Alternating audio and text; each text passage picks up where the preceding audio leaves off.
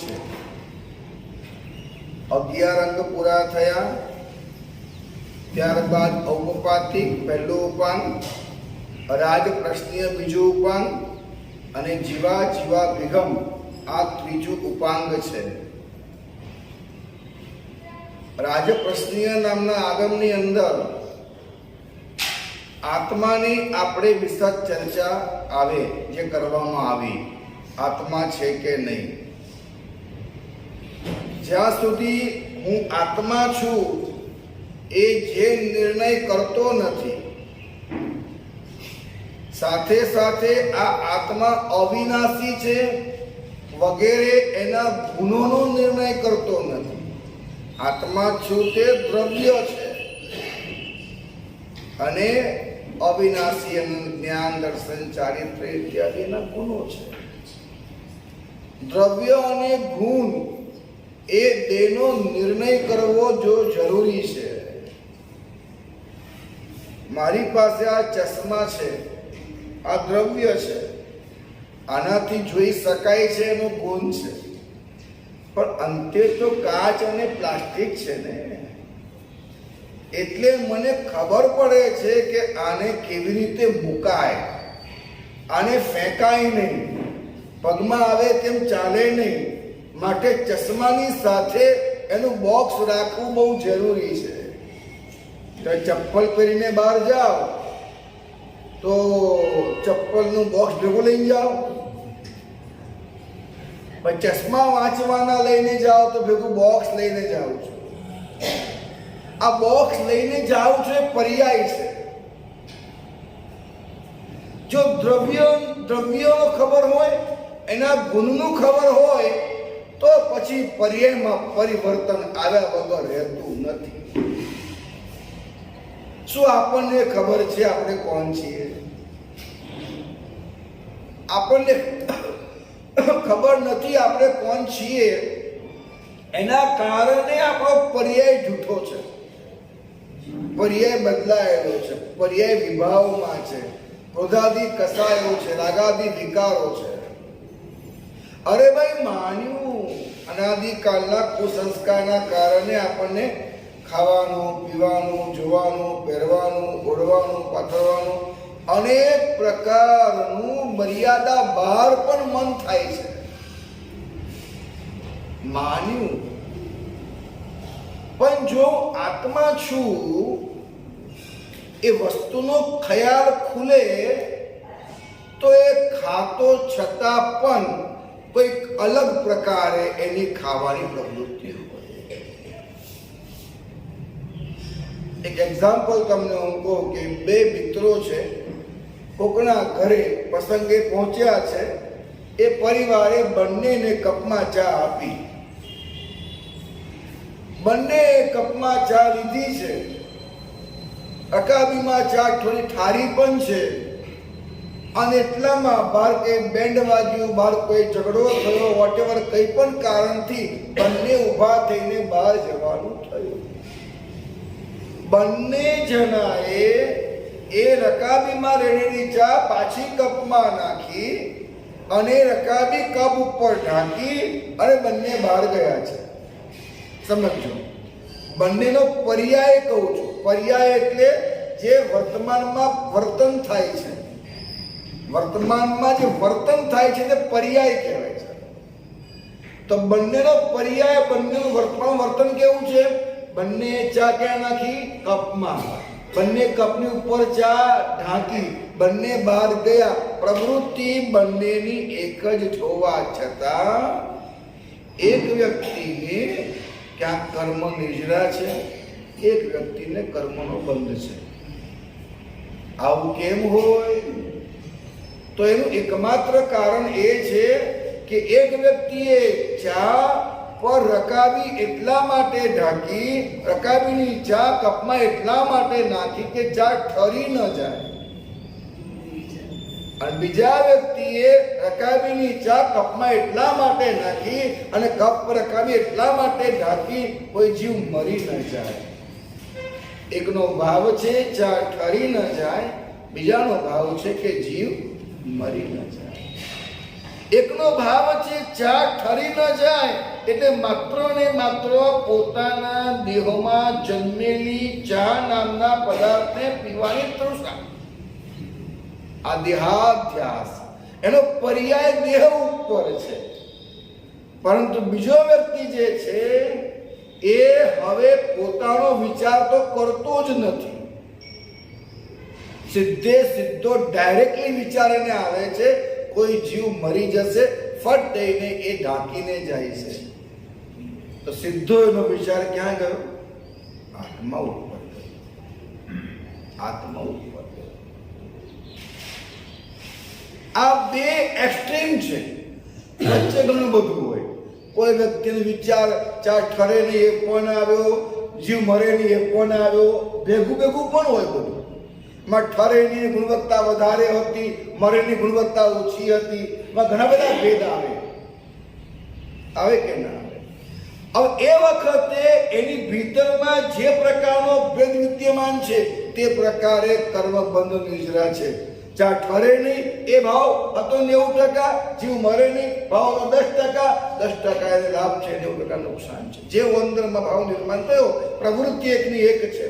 તો પ્રવૃત્તિ એકની એક હોવા છતાં પણ સાહેબ પરિણામ બદલાય છે. जमाना क्या करते हो, जमाने में कोई दम नहीं. जमाना क्या करते हो, जमाने में कोई दम नहीं. जमाना हमसे है, हम जमाने से नहीं. जमाना हमसे है, हम जमाने से नहीं.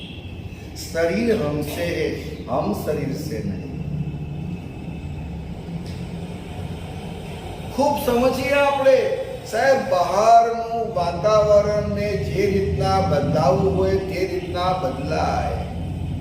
જો હું આત્મા નામના દ્રવ્યને, એના ગુણોને જાણીશ, એ જાણવા માત્રથી પ્રવૃત્તિ મારી આ સમય મુજબ કોઈ પણ હોય, પરંતુ એક વાત પાક્કી થઈ જાય છે કે સંમદિઠ્ઠિ જીવો જેવી પાવન સમાય રે કિંચી અપોસી હોય બંધો. સત્ય તત્વની જ્યારે જાણકારી અનુભૂતિ થઈ જાય છે ત્યારે વ્યક્તિનો પર્યાય પાપમાં પ્રવર્તે. વર્તમાનના વર્તનમાં પાપ હોય છતાં પણ એને કર્મનો બંધ અતિ અલ્પ હોય. પણ જાણીએ તો જીવા બેગામ નામનું આ આગમ આપણને સમ્યક દર્શન આપવા માટે છે કે હે પુણ્યવાન, તું જીવ છે, આ દેહ છે એ અજીવ છે. તો જીવ દ્રવ્ય અને અજીવ દ્રવ્ય એ બંને પરત્વેનો તારો દ્રષ્ટિકોણ શું છે, અભિગમ શું છે, મંતવ્ય શું છે, એના પ્રત્યે તારો અભાવ, ભાવ, સદભાવ, અભાવ કેવા પ્રકારનો છે? ખૂબ સમજો. આપણા ભીતરને આપણે તપાસવું પણ ક્યારેક બહુ અઘરું હોય છે. બહુ જ બોલ્યા, બહુ જ વાંચ્યું, બહુ જ સાંભળ્યું અને પાવરધા સમજાવવામાં, પણ અંદરમાં ખરેખર શું છે એ જાણવું અઘરું પડે. ખરેખર હું લબ્ધિચંદ્ર સાગર બોલવામાં તો બહુ સુરો, ખરેખર અંદર હું શું છું? સાધુનો વેશ પહેર્યો, સંન્યાસનું પદ મળ્યું, ભક્તો શિષ્યો છે, લોકો માને બધું બરાબર એક જગ્યા પર છે, પર્યાયમાં છે, પણ હકીકતમાં હું શું છું એ મારે તપાસવું પડે. તપાસ્યું ક્યારે? આ વિશ્વ પ્રત્યે તમારું કનેક્શન શું છે? ફરિયાદોનું છે, અભાવોનું છે, તકલીફોનું છે, દુઃખોનું છે, કહેવાતા ભ્રામિક સંસારિક સુખોનું છે, તમારું કનેક્શન આ વિશ્વ સાથે શું છે ફરી સમજો. તમે ખાઓ છો શું, પીવો છો શું, રહો છો ક્યાં, એ વસ્તુને બહુ મેજર કરતો જ નથી. પહેલો એકડો સમ્યક દર્શનનો છે, એ લાવવાની વાત કરીએ છીએ આપણે. આ આગમો આપણને સમ્યક દર્શન તરફ ગતિ કરાવે છે. સવારથી સાંજ સુધી પ્રયત્ન કરું અને રાતે હિસાબ કરું તો માત્ર પાપ હોય. આખો દિવસ પસાર થયો, જો પૈસા કમાના, પ્રશંસાઓ થઈ, ઢોલ વાગ્યા, શરીર સ્વસ્થ હતું, બરાબર ખવાતું હતું, પીવાતું હતું, પચતું હતું, પેટ સાફ આવતું હતું, બધી રીતે નિરોગી કાયા હતી. કાયા નિરોગી છે, આયુષ્ય લાંબુ છે, બોલો તે કામ થાય છે, પાછા બોબાર પડે છે, પૈસા ખૂબ મળે છે. સાહેબ બધું આ બધું છે ને એ ક્યાંક ને ક્યાંક આપણી મતીને બંધ કરી દેતી હોય છે. મેં વાંચેલું ઇન્દોર ચોમાસામાં ઉપહાર સહિત દિવાલ પર લખેલું, ચતુરાઈ ચૂલે પડો. શું લખ્યું હતું?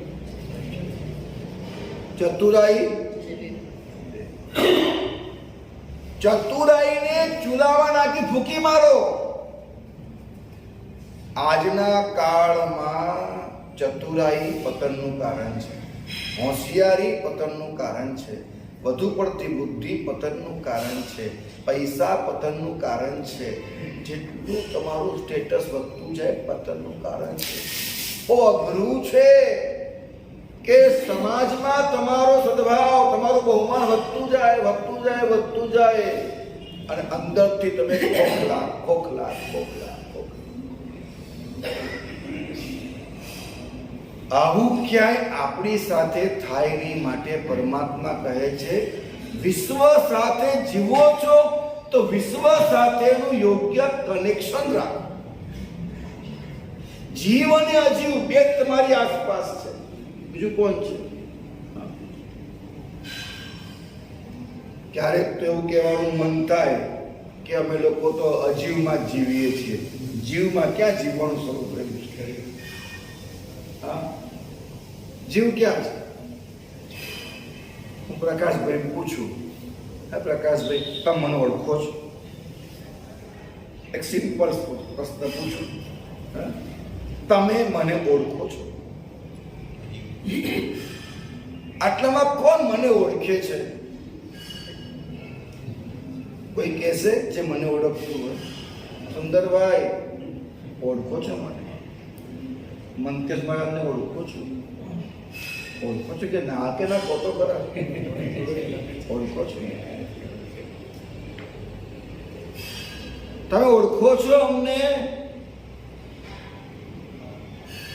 તમે તમને ઓળખો છો? સુંદરભાઈ તમે તમને ઓળખો છો? પત્નીને ઓળખો? તમે તમને ના ઓળખો, પત્નીને કેવી રીતે ઓળખો? પતિને કેવી રીતે ઓળખો? અમને કેવી રીતે ઓળખો? પદ્ધતિ કરી. પોતાને ના ઓળખે અમને કેમ ઓળખી શકે? જે પોતે ગરીબ હોય એ બીજાને અમીર કેવી રીતે બનાવે? મને એવું કોઈ દિવસ જેની પાસે ખાવાના ફદિયા ના હોય એ આમ સમર્થન કરે. ખાવાના ફદિયા ના હોય એની પાસે, હા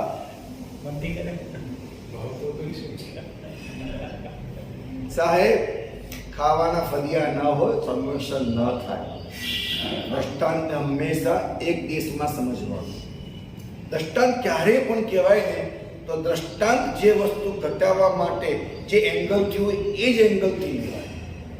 તમારી પાસે ખાવાના ફદિયા ના હોય તો તમે સ્વામિવાસન ન કરાવી શકો. તમે કોને જાણતા ન હો તો કોને જાણો? બહુ સિમ્પલ વાત છે. તમે દેહને ઓળખો છો, દેહના રૂપને ઓળખો છો, દેહના આકારને ઓળખો છો, એના વ્યવહારને ઓળખો છો. પછી આટલા પૈસા છે, આટલી ગાડી છે, આ છે, બધું બહાર જે ઓળખાણ થાય બધી બહાર થાય છે. બહુ તો થોડો શાંત છે, થોડો સરળ છે, થોડો અભિમાન વાળો છે, અભિમાન વગરનો છે. આવું બધી ઓળખાણ એ પણ બહાર જ છે. આ બધા જે ગુણો છે ને, સરળતા વગેરે, એ કે આત્મા થોડા ગુણો છે, આત્મામાં જવા માટેના ગુણો છે, એ બહાર જ છે. હા, અભિમાની છે તે પણ બહાર છે, સરળ છે તે પણ બહાર છે, રાગ કરવું એ પણ બહાર, દ્વેષ કરવું એ પણ બહાર, 8 કર્મો પણ મારી બહાર, શરીર પણ મારી બહાર. તો આપણે તો બહાર ઓળખાણ કરતા જઈએ છીએ. શરીર પછી કપડાં કેવા છે, ગાડી કેવી છે, બંગલા કેવા છે, બોલે છે કેવું, સમજે છે કેવું. આ બધી ઓળખાણ જગતની કરી.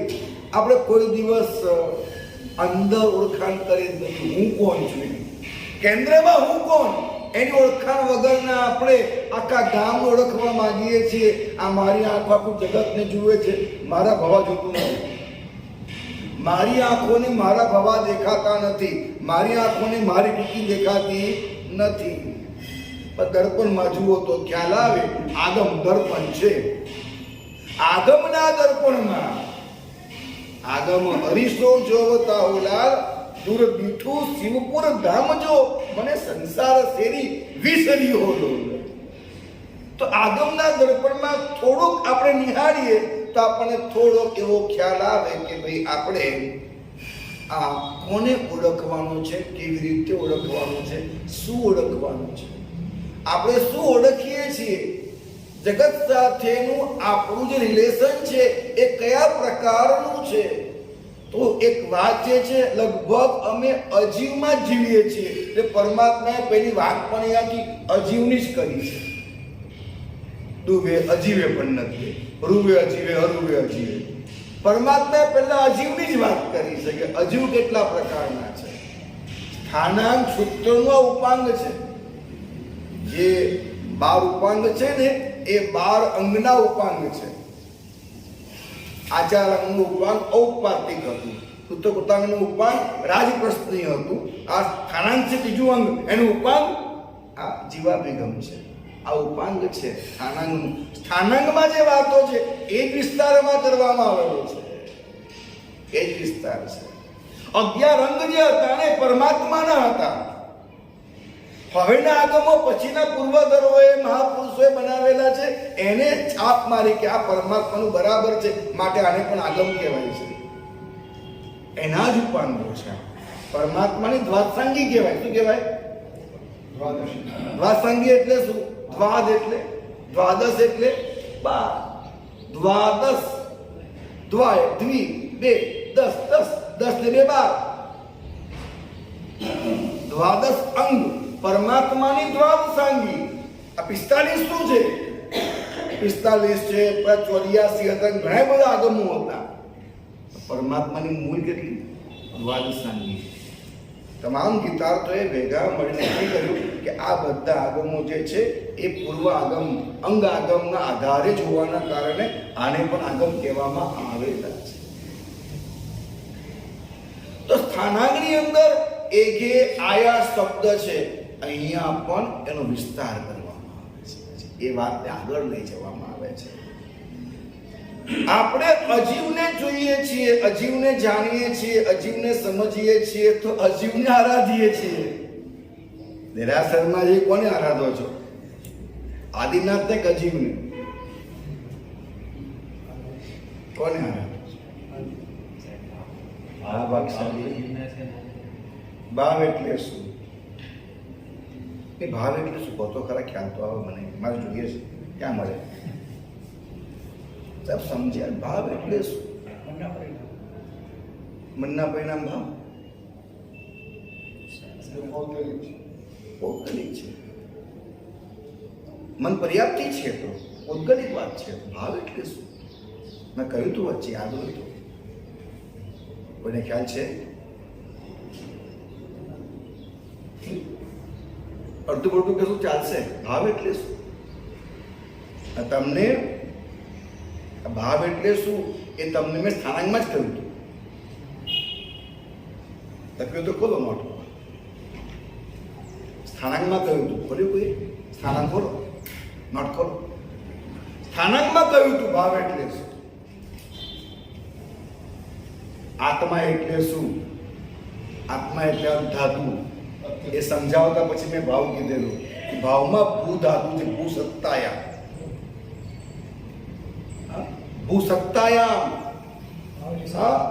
વિશ્વની જીવ અજીવની ઓરિજિનલ મૂળભૂત સત્તાને જાણે તે ભાવ છે. સમજાય ભાગ્યશાળી? આમ લાગણીઓ ઉપસી ગઈ તો અહીંયાથી લાગણી અહીંયાથી આવે છે અને આ સંચાલન સંસ્કાર કરે છે, સબકોન્શિયસ માઇન્ડ કરે છે. ચાહે ભાવ તો સબકોન્શિયસ માઇન્ડની અંદર અનુભૂતિ છે, અસ્તિત્વ છે, ત્યાં ભાવ ઉભો છે. ખ્યાલ આવે છે ભાઈ? થોડુંક સમજવાનો પ્રયાસ કરીએ આપણે. આ જિનાલયમાં જઈ જિનાલય બનાવીને લાખો રૂપિયા ખર્ચીને લાખો પ્રવૃત્તિઓ કરીને અંતે અજીવ જ આરાધવામાં આવે છે. અજીવ જ આરાધ્ય. જેને જીવ જાણ્યો નહીં એને અજીવ આરાધ્યો.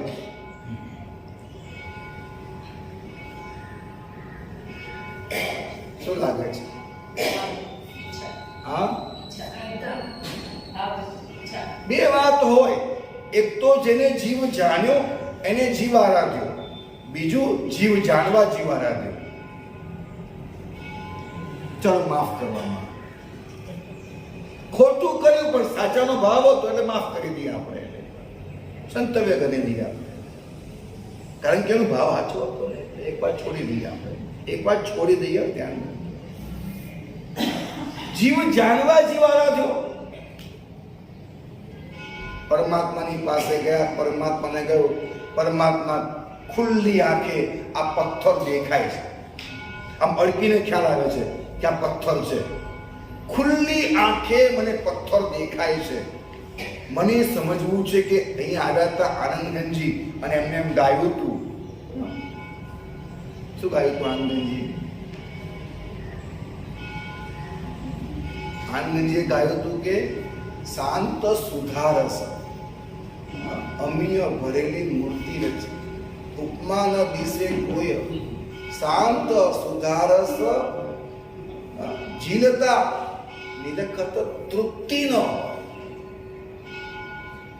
અમીય ભરેલી મૂર્તિ, આ પથ્થરમાં વળી અમી શું? ઉપમા ન દિશે કોઈ, એને કોઈ ઉપમા ના આપી શકાય. અને એમાંથી શાંત સુધા એટલે અમૃત, એનો રસ આવી જ રહ્યો છે, આવી જ રહ્યો છે. એ આખો રસ હું આંખોથી પી રહ્યો છું, આખા શરીરને એમાં સ્નાન કરાવું છું. નિરખત તૃપ્તિ ન હોય. આ વાત આ આનંદજીએ કરી, મન તો કઈ સમજાતું નથી. છતાં બધા મહાપુરુષો આવ્યા છે, હું પણ આવ્યો છું કે પ્રભુ મને પથ્થરના પારસની ઓળખાણ તો કરાવો. આવો ભાવ ખ્યાલ આવે છે? હે પરમાત્મા, તારી સામે હું એક ફળ મૂકું છું, એક નૈવેદ્ય મૂકું છું, એક અભિષેક કરું છું. હે પરમાત્મા, હું હાથમાં ચરોડો લઈને સામાયિક કરું છું, મોપત્તી રાખું છું, નવકાર કરું છું, ઉકાળેલું પાણી પીવું છું, રાત્રિ ભોજનનો ત્યાગ કરું છું.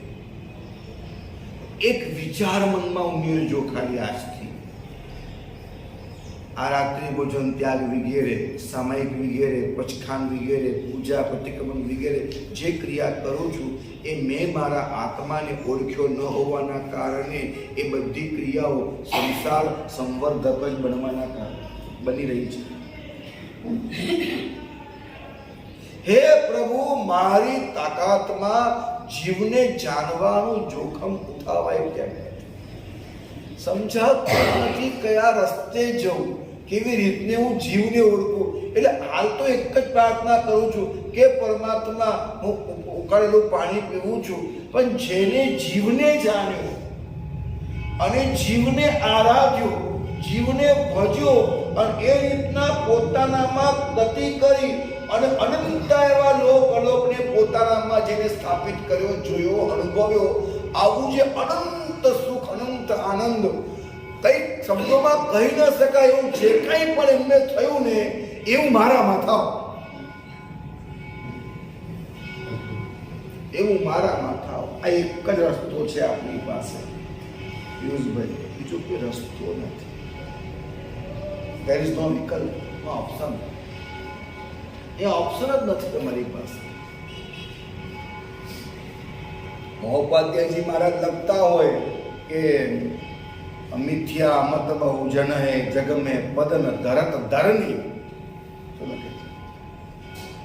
એટલા બધા જીવો મિથ્યા મત વાળા છે કે ધરતી પર પગ મૂકવાની પણ જગ્યા નથી. એ એમને લખ્યું હતું. આજે ધરતી પર ની પાઠ પર જગ્યા નથી એવું લાગે. બહુ વધારે પડતું બોલી જાય, માફ કરજો.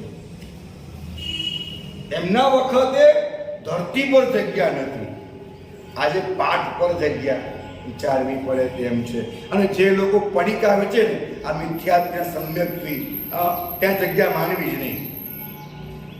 જે પડીકા વેચે, પડીકા વેચે કે આ સમ્યક્ત્વી, જાઓ આ મિથ્યાત્વી, આ ઉપાસેમાં આવે સમ્યક્ત્વી, આ ગુણ માને સમ્યક્ત્વી, આને વર આ કયા આગમમાં, કયા શાસ્ત્રમાં, કયા પરિપ્રેક્ષમાં, કયા ભાવમાં, કઈ રીતે ઉપર જાઓ તો માથું નથી, નીચે પગ નથી, આકાશમાં લટકે માન્યતાઓ બધી.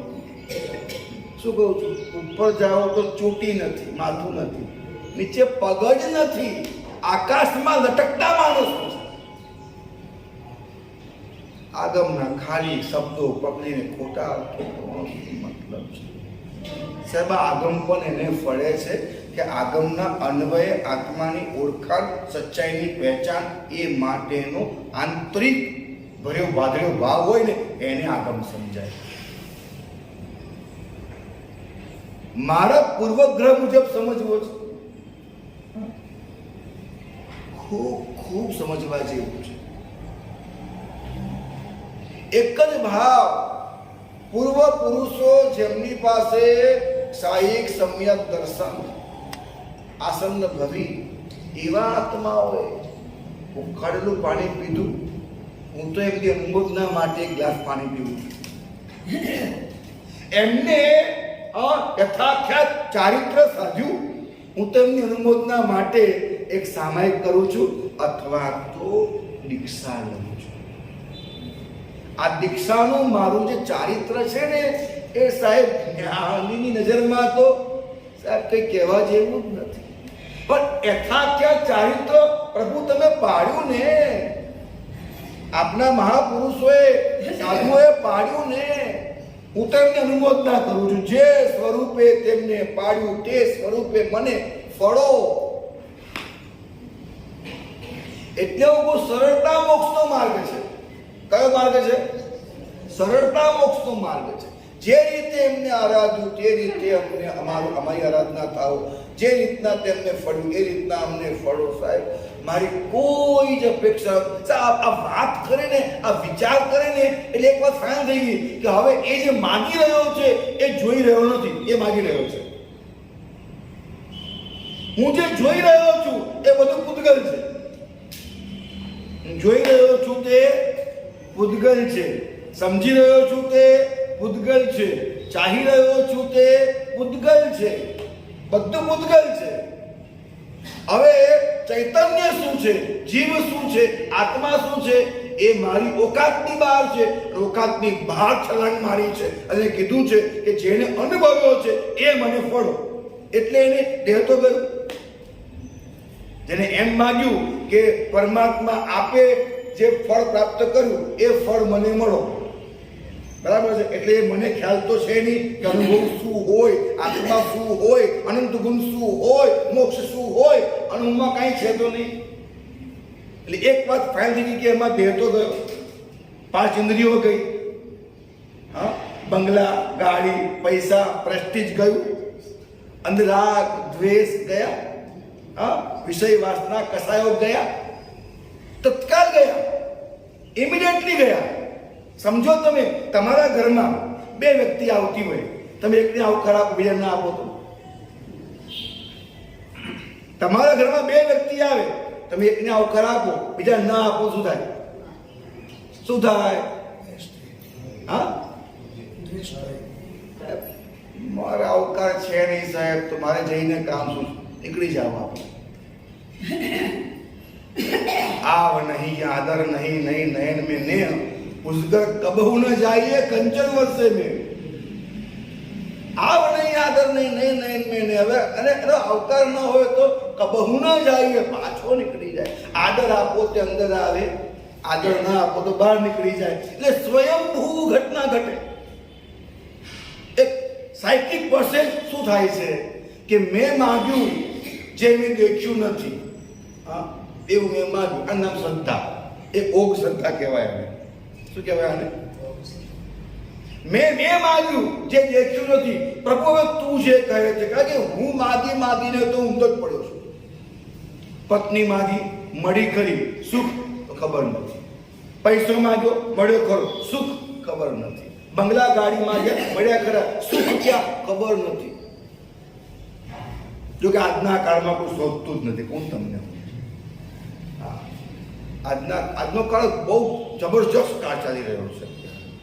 પૈસા, પરિવાર, બંગલા, ગાડી, સત્તા, માંગ કરે, પણ સુખ મળ્યું કે નહીં એ જુએ જ નહીં, વિચાર જ ના કરે. એવી રીતના આ પ્રતિક્રમણ, સામાયિક, દીક્ષા, ચેલાઓ, ગ્રુપ, ગટ વધારે કરે.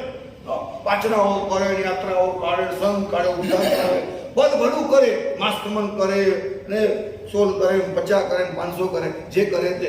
પણ આત્મા મળ્યો કે નહીં, અનુભવ થયો કે નહીં? જેમ આ બાજુ ભૌતિકતામાં ભોગ કરે, સુખ થયું કે નહીં વિચારે નહીં, એમ આત્મામાં આરાધના કરે, આનંદ મળ્યો કે નહીં એ વિચારે નહીં.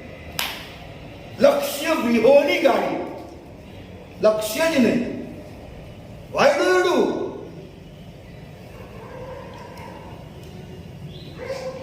શા માટે ઓફિસ જાઓ? પૈસા કમાવો. શા માટે કમાવો? બંગલો લેવા, ગાડી લેવા. બસ શા માટે બંગલો?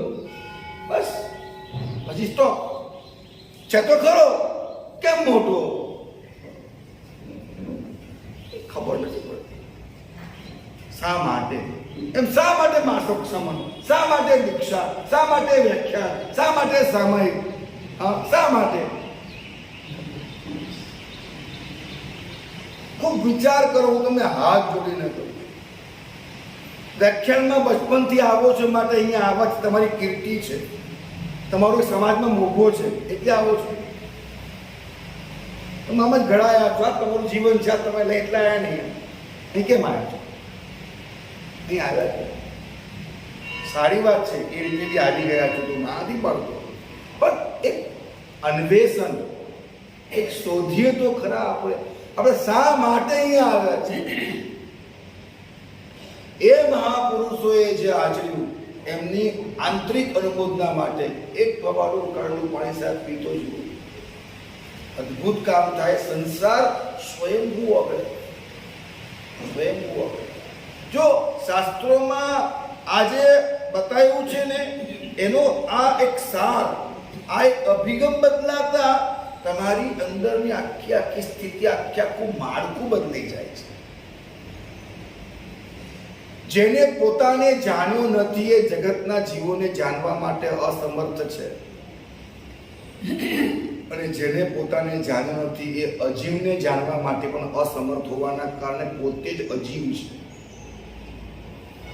જીવ હોવા છતાં પોતે અજીવ છે. પ્રભુ કહે છે કે તમે જીવ અને અજીવનો ભેદ પાડો. જ્યાં અજીવ છે તે તમે ન હોવાના કારણે તમે એનાથી ભિન્ન થાઓ. To stay not to play. તમે અજીવ નથી માટે અજીવથી ભિન્ન થાઓ. અજીવમાં રહેવું તો પડશે જ. હું ત્યાં દેહમાં છું કે નહીં? તમે દેહમાં છો કે નહીં? ઘરમાં છો કે નહીં? સંસારમાં છો કે નહીં? તો દેહમાં છીએ, ઘરમાં છીએ, સંસારમાં છીએ, અજીવમાં છીએ. To stay not to play. અજીવમાં રહેવાનું સાહેબ તો હવે એના સિવાય રસ્તો નથી, પરંતુ એમાં રમવાનું નહીં. અજીવમાં રહો તો ચાલે, અજીવમાં રમો તો ના ચાલે. રહો છો ક્યાં? રમો છો ક્યાં? તો કે જીવમાં રમો, આત્મામાં. જો તમે આ પ્રયત્ન હજારો લાખો વાર કરશો ને પછી જ તમને આત્મા તરફનું જવાનું મન થશે સાહેબ. એ વગર આત્મા તરફ જવાનું મન નહીં થાય. હજારો લાખો વાર તમને આ વાત કહેવી પડશે અલગ અલગ દ્રષ્ટાંતોથી. એમ તમે પણ તમારી રીતે તમારા મનને સમજાવે જાઓ. એમ કરતા કરતા કંઈક વખત જશે પછી તમને કંઈક આત્માનો તરફ લાગણી થશે, અહોભાવ થશે, પછી પ્રયત્ન થશે અને એ પ્રયત્નોના પૂરક બળ તરીકે અમારી બધી ક્રિયાઓ આવશે. પ્રવચન બી આવે, પૂજા બી આવે, સામયિક બી આવે, દીક્ષા બી આવે. એના પૂરક બળ તરીકે છે. લક્ષ્ય જ નથી, ગતિ જ નથી કરવી અને પછી બધું કરવું છે. થોડુંક આપણે તો પ્રભુ કહે છે જીવ એ તું છે અને અજીવ તે પૂતગલ છે. અજીવ એ પૂતગલ છે. પૂતગલના ગુણો જીવના ગુણો કરતા ઘણા ભિન્ન પ્રકારે છે. પૂતગલ એ આખા 14 રાજલોકમાં ગમનાગમન કરે, જીવ પણ ગમનાગમન કરે, પણ જીવ જાણીને કરે, અજીવ જાણ્યા વગર. જીવમાં ચૈતન્ય છે, જીવમાં અનંત આનંદ છે, જીવમાં જ્ઞાન છે, જીવમાં દર્શન છે, જીવમાં ચારિત્ર છે. તમે કિંમતી કે તમારા ખિસ્સામાં ફોન કિંમતી? કિંમતી શું? કિંમતી શું? તમે કે ફોન? હવે ફોન એ તમારા જીવનનું અકાટ્ય અંગ છે. તમે એટલું મેં કહીએ અકાટ્ય એટલે તમે હાથ કાપી નાખો ચાલે,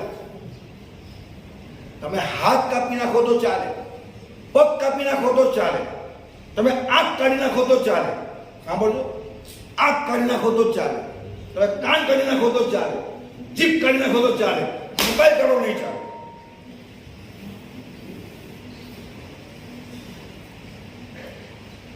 આંધળાઓ મોબાઈલ રાખી ના રાખે, આંધળાઓ મોબાઈલ રાખે, બહેરાઓ મોબાઈલ રાખે, બોબડાઓ મોબાઈલ રાખે, અપંગ મોબાઈલ રાખે, અભણ સાવ ગરીબ લખતા ન આવડતું હોય મોબાઈલ રાખે. સાહેબ મોબાઈલ એટલું બધું વ્યાપક અંગ છે. હવે સાહેબ તમારા ખિસ્સામાં પર્સ નહીં હોય, મોબાઈલ હશે. ખિસ્સામાં પર્સ ના હોય, ગળામાં ચેન નહીં હોય. અરે છેલ્લી પહેલું વાંધો નથી અત્યારે, પણ પછી આગળ સમય આવી રહ્યો છે, ગળામાં ચેન નહીં હોય, હવે હાથમાં ઘડિયાળ નહીં હોય, મોબાઈલ હશે. જે છે તે મોબાઈલ.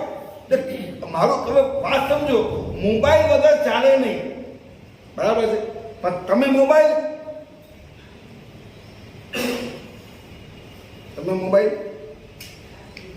મારો પ્રશ્ન સમજો. મોબાઈલ તમે કિંમતી, તમે કિંમતી કોણ? ગૂગલ આસિસ્ટન્ટને કહો તમે, બધા કામ કરી દે. ખ્યાલ આવે? જે કહો તે કરી દે. પૈસા કમાઈ બી આપે, પૈસા કાઢી બી આપે, ખર્ચી બી આપે, પદાર્થો લઈ બધું કામ તમારું ગૂગલ આસિસ્ટન્ટ કરી દે. પણ એ જળ છે. વાત ક્યાં છે? એ જળ છે. એટલે તમારા કરતા વધુ કિંમતી બની શકતો. સમજાય છે? ગૂગલ બધું જગત જાણે, સ્વને ન જાણે, ગામ જાણે, પણ પોતાને જાણે નહીં. તમે જ એક એવા વ્યક્તિ છો, તમે તમને જાણી શકો છો. જગત જણાય સકળ નંબર 2 છે, પણ તમને તમે જણાઈ શકો છો. હું કોણ એ ખ્યાલ આપણને આવે, એ મોબાઈલને ખ્યાલ ન આવે. માટે મોબાઈલ ગૌ યાદ રાખો. આવા હજારો મોબાઈલ, હજારો તકનીકો આપણે બનાવી શકીએ છીએ. આપણે બનાવનાર છીએ. એ બનેલ છે. બનાવનાર મહાન છે, બનનાર નહીં. ઉત્પાદન મહાન કે ઉત્પાદક ક્ષમતા મહાન? મહાન શું? મહાનતા શેમાં છે? ઉત્પાદનમાં કે ઉત્પાદક ક્ષમતામાં? મહાનતા ક્યાં છે? બકરી લીંડી આપતી હતી, બકરી રોજ લીંડી આપે સોનાની, વાર્તા યાદ છે ને? બહુ જૂની વાર્તા આપણે ત્યાં. બકરી રોજ સવારે સોનાની લીંડી આપે. એક દિવસે થયું પેલાને, આ રોજ આપે એટલી લેવી, એના કરતા એકવાર વાતનો મગજમાં ખ્યાલ બેસાડો. બકરી સોનાની લીંડી આપે એ ઉત્પાદન છે, બકરી ઉત્પાદક ક્ષમતા છે. તો બકરી લાંબુ જીવે માટે એને તાવ ના આવે, એને ખાંસી ન થાય, એને શરદી ન થાય, આ યોગ્ય ખોરાક મળે, આ કરવાનું હતું. એના બદલે શું કર્યું? એને બકરી પૂરી કરી નાખી. ક્યાંક આપણે આવી ભૂલ કરતા નથી ને? બંગલા, ગાડી, પૈસા, સાહેબ શું કરશું? શું તમે પ્રેમ કેમ ભૂલી ગયા? તમે માનવતા કેમ ભૂલી ગયા? એકબીજાને સાચવવાનું કેમ ભૂલી ગયા? એકબીજાને મળવાનું કેમ ભૂલી ગયા? કેમ ભૂલી ગયા? કેટલા નોખા થયા તમે!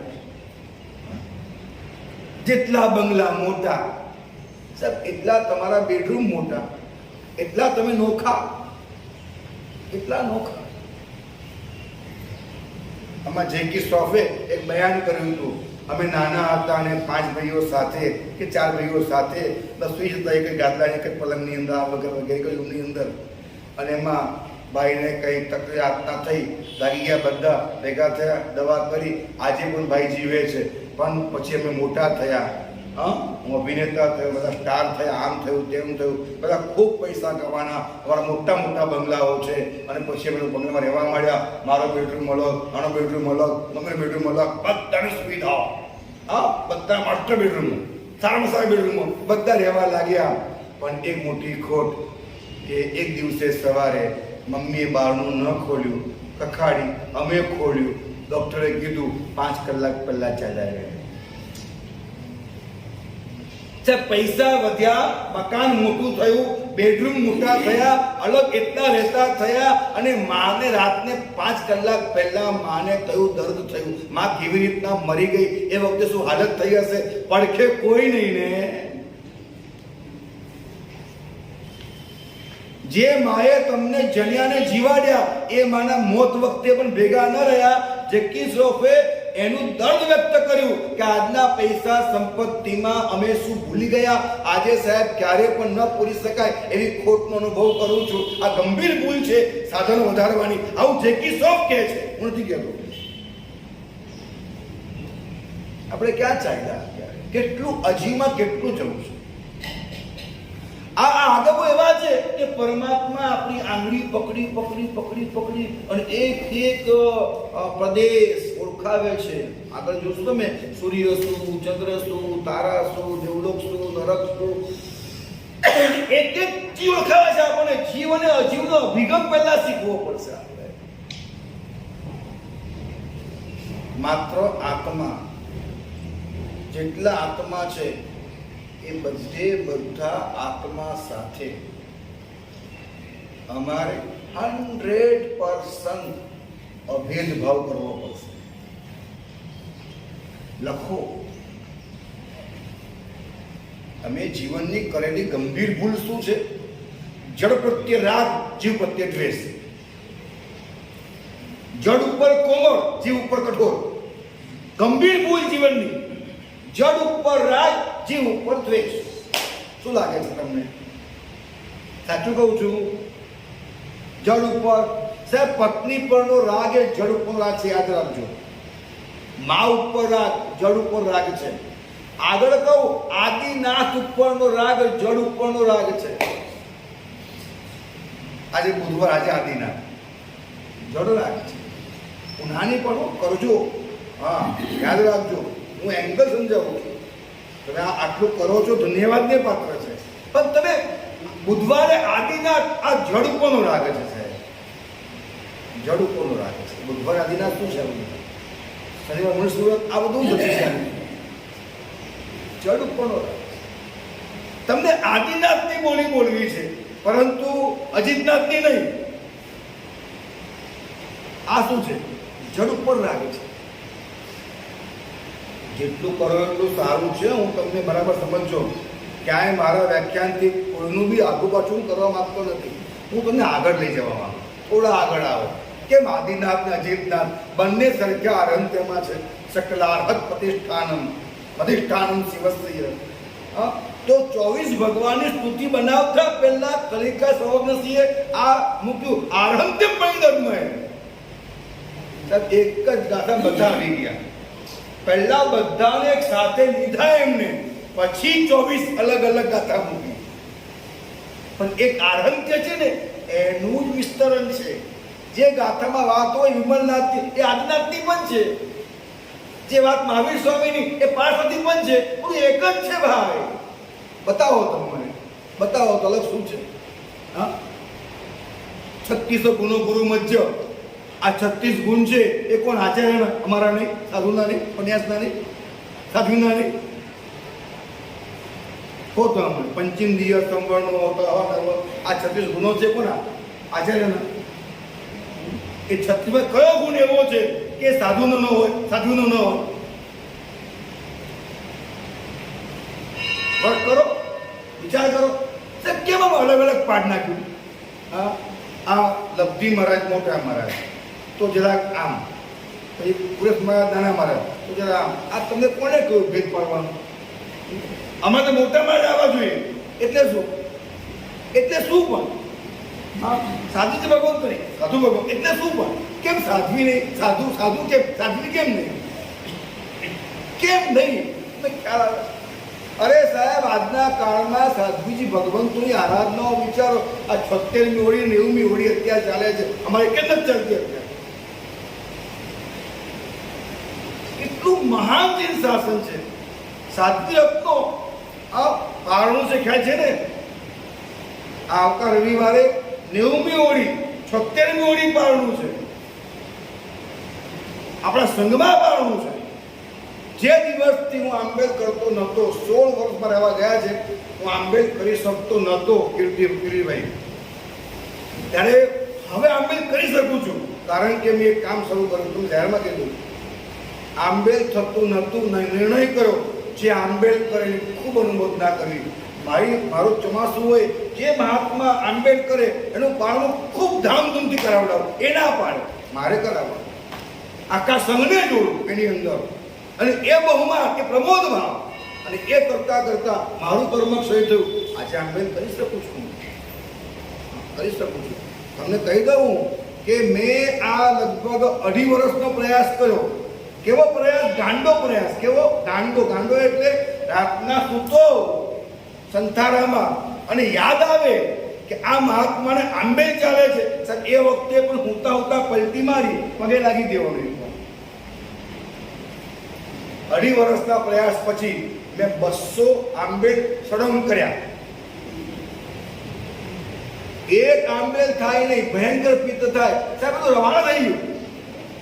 ડોક્ટર લઉં, દવા કરું, કશું નહીં. પ્રમોદ ભાવ કર, જીવ ભક્તિ કર, ચૈતન્ય ભક્તિ કર. આ કરવાથી કામ થયું. તો આપણે કેવી રીતના ઉજવશું પારણું? વિચાર કરવા જેવો જયેશભાઈ. કેવી રીતના ઉજવશું પારણું? મેં કહેલું આમના માસ ખમન કરતા અમને 28 વધે. કહ્યું તું મેં, ભેદ બાળો. સાવક માસ ખમન કરે, સાધુ 28 કરે, વધે. સાહેબ, ઉપવાસ કરતા આંબેલ અઘરું તપ છે, એટલું યાદ રાખજો. ઉપવાસ કરે ને સેકન્ડે ખાવા મળે, આ 90 દિવસ ખાવાનો મળે સળંગ. અને પછી જોયો તમે શું હોય તો 90 પાનું નહીં કરે પાછા, કરશે તો 5 થી કે 10 દિવસ.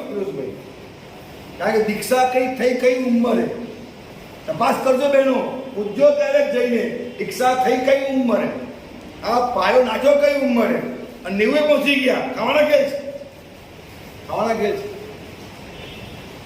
લગભગ નહીં તો એમના 10 થી 12 વર્ષના આંબેલ છે, કઈ 90 પહોંચ્યા છે. એમને પહોંચ્યા હશે, અને 100 પહોંચવું છે વહેલા વહેલું. એટલે એક ગોળી વચ્ચે યા તો 5 થી 10 થી 12 દી વધારે ગેપ હોય જ નહીં. એટલા આંબેલ આ ઉંમરે કરી શકે. હા, એમને પણ થયેલો કોરોના, ધ્યાન રાખજો. હા, એ ધૈર્યની તમારા પગડા પાછળ 90 મિનિટ સાથે ચાલે છે. એમને પણ કોરોના થયેલો. આટલી મોટી ઉંમર છે એ કરે છે. નીતાબેનની ઉંમર કેટલી? 62 અને માસ્કમન કરે. હા, આપણી ઉંમર કેટલી? 63, 28 કરે અને તમને કોણ લાગી જાય? વિચાર તો કરો, એક તો શું કરી રહ્યા છે? 15 વર્ષની દીકરીએ માસ્કમન 2 પચકાન 16 ઉપવાસ ને 14 ઉપવાસ. 15 વર્ષની નહીં સાહેબ, ભાવનગરમાં અત્યારે માસ્કમન ચાલે છે. બોમ્બેની અંદર રાજા ચોક મારા સાહેબ 400 ઉપર, 450 ઉપર માસ્કમન ને સાહેબ. ત્યાં જઈને જુઓ તો કયા આપણે માહોલ.